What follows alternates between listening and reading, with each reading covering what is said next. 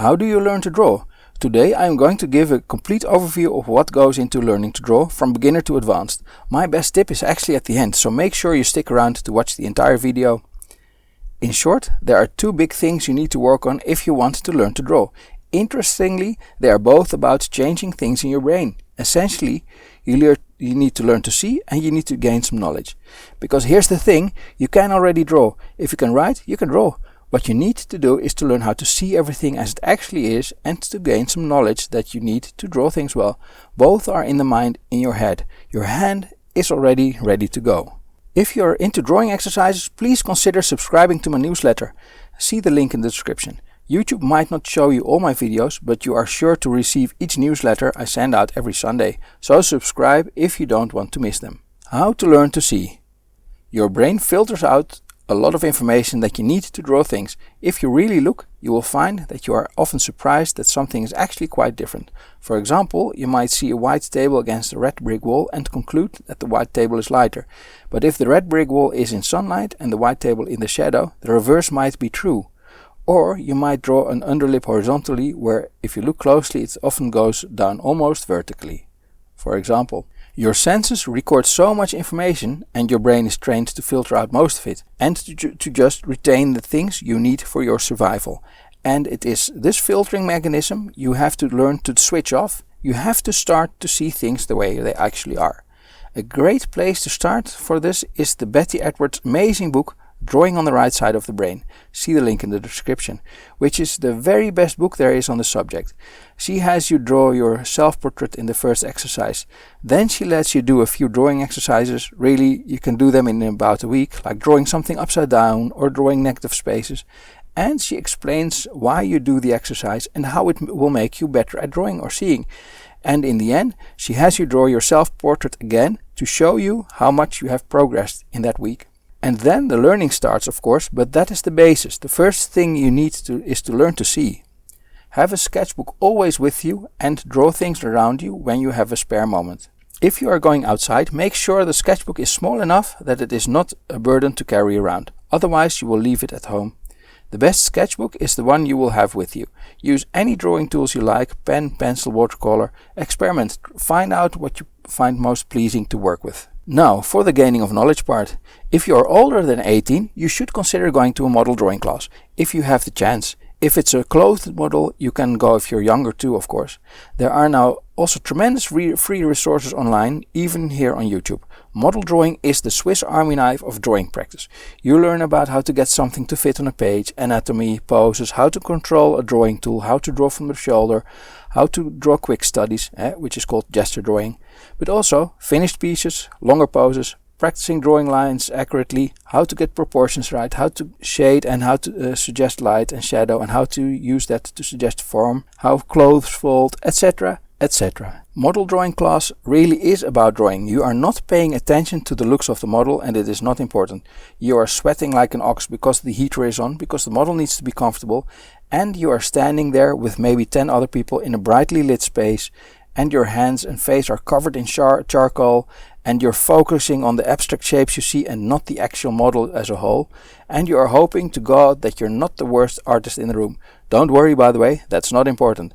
Even better, it means you can learn a lot by watching how others do things. You have to let go of your drawings having to be good, so that you can experiment also and learn more. The drawings are not the end result, rather the change in your brain is what you're trying to achieve. There are a few important things you need to know when it comes to model drawing class etiquette. The central rule number 1 is that the model has to always be comfortable and that person has to feel safe. Always. It is more important than anything else that happens in the room.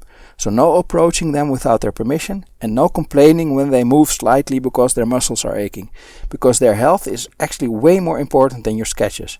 And no comments on their looks. You can say that they were a great model after the session, but not things that can be seen as hitting on them, like complimenting them on their looks. Stay professional, keep a distance. Artists often use large newspaper sheets to draw on with charcoal and some clips to hold the sheets to the easel, which is usually provided there. And that is all you really need, but you can work in a sketchbook and with a pen or pencil too if you want. I have seen people do model drawing class on an iPad. Don't be precious about your drawings. The end result is not the drawings, but an improvement of your knowledge. You'll see how different one human is from the other if you go every week. That is, in itself, a good reason to keep doing model drawing classes for the rest of your life. Because if you don't, you start to develop mannerisms. You will draw hands the same way each time, ears and noses the same way each time, unless you are reminded every week that these are in fact different from one person to the next. And you'll learn a bit about anatomy each time, and expressive poses, and how the body can move, and pen and pencil or charcoal control, and how to use tones to suggest volumes, etc. The change is in your head. The drawings are just a byproduct. Think of it as rehearsing a musical instrument. You are rehearsing and you rehearse, but you don't record your rehearsals. They are just for practice. These model drawing class drawings are the same. Just make many of these drawings. Don't be precious about them. You're just practicing and the improvement is in your head.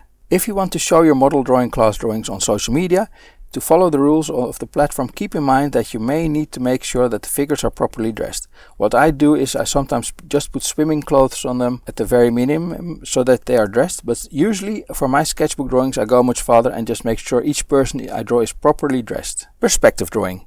It is also useful to learn perspective, to just at least understand the basics of it. I nowadays like to just freehand perspective, and even for that you do need to have some passing knowledge of the subject. And the best introduction to the subject happens to be free, a book that is now in the public domain, and it is called Perspective Made Easy by Ernest Norling. You can find it on archive.org, and you can find a link to it in the description. A really good thing to do also is to copy art by artists you admire. That is one of the things about learning to see. You can choose and pick any artist to become your teacher now by copying their work. If you copy their work, try to use the same tools they use and try to work at the same size. And really look at their work, really see. By doing that, you get to understand their thought processes. This is the hardest part to learn, and again a mental thing, something that happens in your brain. You can see the finished pieces artists make, and we can see their preparatory work, but how do we know what they are thinking as they are making it? What is the thought process that went into it? That is something you learn while doing this. What you also learn from copying masters is how they simplify and idealize things. You will notice that if you draw from life or from a photo, it will be decidedly different from when you copy a masterpiece.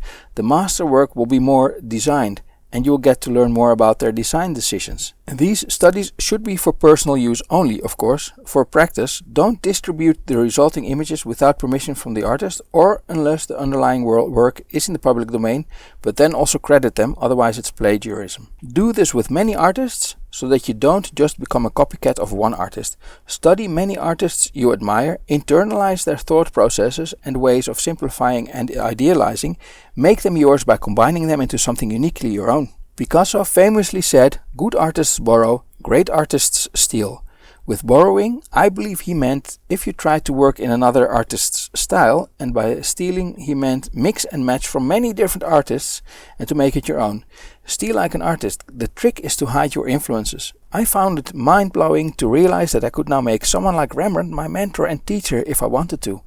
I just have to spend up to a year maybe copying their work meticulously, stroke by stroke, to get to understand what they were thinking as they were making the piece.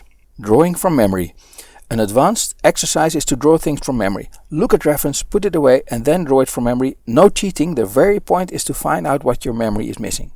Then use the reference to find and fix the mistakes. You will be amazed that the second time you do much better and that you don't make the mistakes you made the first time. This trains you to better sense when lines are off, and it is a thing you need to do to be able to draw well from imagination later. You can also use this procedure somewhat when drawing from observation. Look at the thing, draw it from observation, and then measure to see how far off you were. For example, first draw a line and then measure if the angle was off. Or first draw a head and then measure if the proportions are about right. If you make a certain mistake, you often make them repeatedly, every time. Maybe you always draw rooftops too steep, or maybe you always draw heads too big. This is a way to find that out and to correct it. I wish I had known about the drawing from memory exercise much sooner, because it has seriously upped my game. Another tip is to create distance between you and the work, so that you can take a cold look at it and see what's wrong. You can take a distance in time, for example, take a break and then come back to the piece, or even better, put it away and look at it again the next day, or even weeks later, you'll be less emotionally attached to it and more willing to make improvements. You can also take a distance in space, step back from your work. You only see sharp in the central area of your field of view. We tend to get really close to our work and to work on details. But maybe your piece has bigger problems, maybe the proportions are off. Take a step back to see. When you are working digitally, you often have a little navigator view where you can see the whole image. That makes it really easy to step back, so to speak. Digitally, it is also easy to just zoom out. What I find also works, surprisingly, is to take a photo with my mobile. Next to the resulting image being displayed smaller on the mobile screen, the contrast also changes, which causes me to see things I want to fix with the piece. Heightening the contrast tends to bring out the mistakes too. Many people look at their art in a mirror, but I find that doesn't work as well for me. It might work for you though, which is why I mention it. And now we come to the most important ingredient, which I promised I would give you. The most important ingredient is that you have fun with it. This is way more important than anything else. When you are having fun with it, you will be able to keep doing it. The only way you will be able to keep going is you have fun with it and you're not being precious about your work. Just keep drawing, keep making many drawings, and don't be too precious about each drawing. Because you have to draw a lot, and that means you have to form some kind of regular drawing habit. I use two techniques that work really well for me, morning pages and the Pomodoro technique. In short, the morning page is about just filling pages, just starting to draw and just keep going. Draw anything, but keep drawing, and write the date at the top of the page and then fill that page. Or try to. If you run out of steam, you can finish the page another day. You can write down a new date and also keep drawing. The Pomodoro technique is about drawing for 25 minutes and to then take a short break every 5 minutes and sometimes longer, and to then do another 25-minute session. Taking these short breaks allows you to get up and stretch and gives your brain enough rest to be able to keep going. It makes you more productive. Also, I draw a little tomato each time I complete a Pomodoro and I put down a dash. It feels really rewarding, like checking something off on a to-do list. You completed something and that feels really satisfying. That is it, basically. To summarize, from beginner to advanced. 1. Learn to see with a few drawing exercises. 2. Work in a sketchbook. 3. Go to model drawing class. 4. Learn perspective. 5. Copy masters. 6. Draw from memory. 7. Step back from your work. 8. Develop a regular habit. And 9. Make sure it stays fun. We have come to the end of the video. Given the topics I discussed here, which ones would you like to learn more about? Let me know in the comments. If you find this useful information and if you want to develop a regular drawing habit, please consider subscribing to my newsletter. See the link in the description. Thank you so much for watching and listening.